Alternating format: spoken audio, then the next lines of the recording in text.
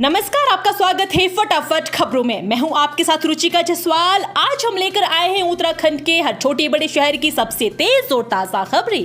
तो चैनल को सब्सक्राइब कीजिए और वीडियो कहां से देख रहे हैं कमेंट बॉक्स में जरूर बताएं।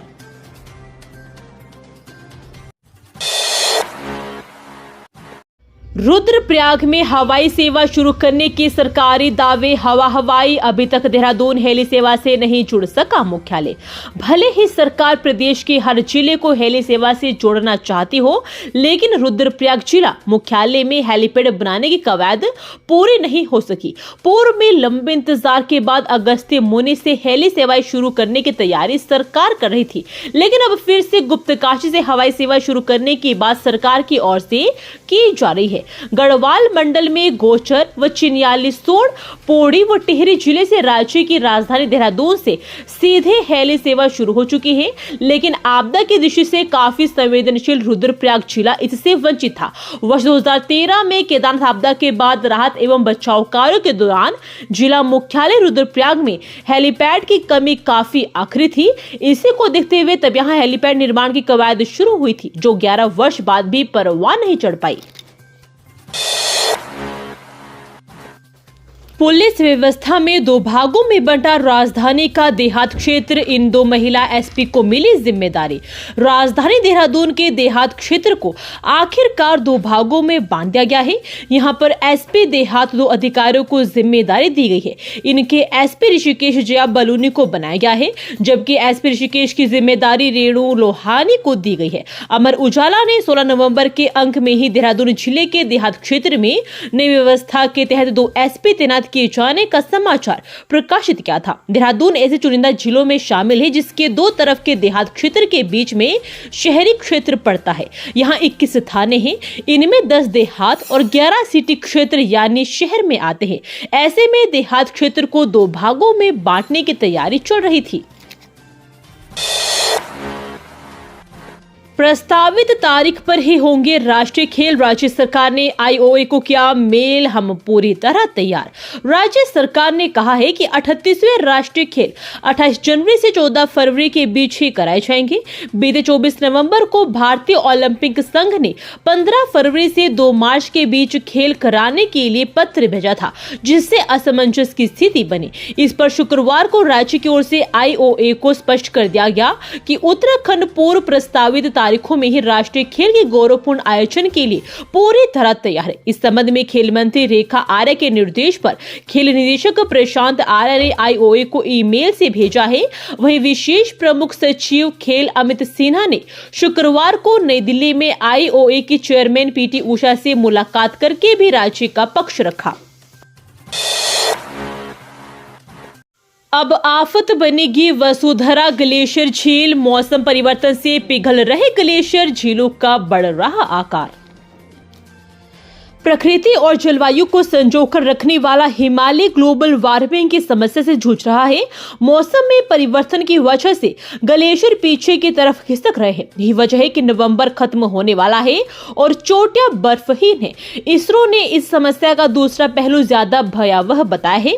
इसरो का कहना है कि ग्लेशियरों के पिघलने के साथ ही हिमालय के ऊपरी हिस्सों में कई झीलें बन गई है, जिनका आकार साल दर साल बढ़ रहा है। अगर भविष्य में ये झीलें टूट है तो केदारनाथ जैसी आपदा हिमालय के किसी भी क्षेत्र में आ सकती है। इनमें चमोली जिले में धौली गंगा बेसिन में रायकाना ग्लेशियर का वसुधरा ताल भी शामिल है, जिसका आकार खतरनाक ढंग से बढ़ रहा है। हाल ही में वीडियो संस्थान की एक टीम झील का सर्वे कर लौटी है। उत्तराखंड में 8 माह में हुई रिकॉर्ड कर वसूली, जुटाए गए 16,700 करोड़ रुपए। प्रदेश की आय बढ़ाने के लिए राजस्व प्राप्ति पर ध्यान केंद्रित करने का प्रभाव दिखने लगा है। वित्तीय वर्ष 2024-25 के 8 महीने बीतने को है और राज्य के स्वयं के कर राजस्व के लक्ष्य 27,382 करोड़ रुपए में से लगभग 16,700 करोड़ की प्राप्ति हो चुकी है।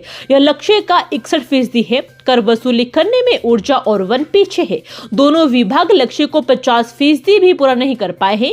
वहीं SGST में 60% कर प्राप्ति हुई है, लेकिन यह भी अपेक्षा के अनुरूप नहीं है। अपर मुख्य सचिव वित्त आनंद बर्धन इन तीनों विभागों को राजस्व प्राप्ति के लिए विशेष प्रयास करने के निर्देश दिए हैं। काल बन रही देहरादून की 14 अंधेरी सड़कों का होगा ऑडिट, हाथों पर लगेगा अंकुश। दून शहर में वाहन चालकों के लिए काल बन रही अंधेरी सड़कों के कारण हो रही दुर्घटनाओं पर अंकुश लगाने के लिए परिवहन विभाग प्रमुख सड़कों का सेफ्टी ऑडिट करने जा रहा है। प्रारंभिक चरण में शहर की 14 सड़कों को इसमें चिन्हित किया गया है। सेफ्टी ऑडिट में सड़कों की स्ट्रीट लाइट की पूरी रिपोर्ट तैयार की जाएगी। कहां लाइट खराब है, कहां नहीं लगी है और कहां जरूरत है, इसकी रिपोर्ट तैयार कर जिला प्रशासन को सौंपी जाएगी। इस दौरान सड़क के ब्लैक स्पॉट भी चिन्हित किए जाएंगे।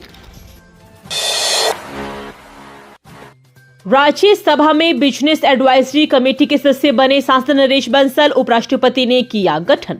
राज्यसभा सांसद और भाजपा राष्ट्रीय सह कोषाध्यक्ष नरेश बंसल को राज्यसभा संचालन की सबसे महत्वपूर्ण कमेटी बिजनेस एडवाइजरी कमेटी का सदस्य बनाया गया है। राज्यसभा के सभापति एवं उपराष्ट्रपति जगदीप धनखड़ ने कमेटी का गठन किया है। राज्यसभा सभापति समिति के अध्यक्ष और विभिन्न दलों के 10 सांसदों को समिति में सदस्य मनोनीत किया गया है। ये समिति राज्यसभा के कामकाज निर्धारण, चर्चा के समय सिफारिश और सदन में बहस के लिए विषयों का सुझाव देती है। समिति सभापति के निर्देशन में काम करती है। बिजनेस एडवाइजरी कमेटी संसद की स्थायी समिति है जो एक निश्चित समय के अंतराल पर गठित की जाती है। उत्तराखंड में पर्यटकों की पार्किंग की समस्या खत्म, धामी सरकार ने कर दिया प्रबंध। पार्क हो सकेंगे 15,000 से अधिक वाहन। पर्यटन एवं तीर्थाटन की दृष्टि से महत्वपूर्ण उत्तराखंड में पर्यटकों व तीर्थयात्रियों की बढ़ती संख्या के दृष्टिगत सड़कों पर जाम की समस्या से निपटने के लिए सरकार अब वाहनों की पार्किंग सुविधा विकसित करने पर विशेष जोर दे रही है। इस क्रम में विभिन्न विकास प्राधिकरणों के माध्यम से राज्य में 183 स्थानों पर पार्किंग स्थल बनाए जा रहे हैं, जिनमें 15,000 से अधिक वाहनों की पार्किंग हो सकती है। पहली बार राज्य में पर्यटक क्षेत्र के 9 स्थानों पर टनल पार्किंग भी तैयार की जा रही है। उत्तराखंड में बड़ा प्रशासनिक फेरबदल, 13 आईएएस समेत 18 अधिकारियों के दायित्वों में बदलाव। शासन ने 13 आईएएस अधिकारियों समेत 18 अधिकारियों के दायित्वों में बदलाव कर दिया है। इनमें 3 पीसीएस व 2 सचिवालय सेवा के अधिकारी शामिल हैं। प्रमुख सचिव एल फैनई से अध्यक्ष अल्पसंख्यक कल्याण एवं वक्फ विकास निगम का दायित्व हटाया गया है, जबकि उनके शेष पदभार यथावत रहेंगे।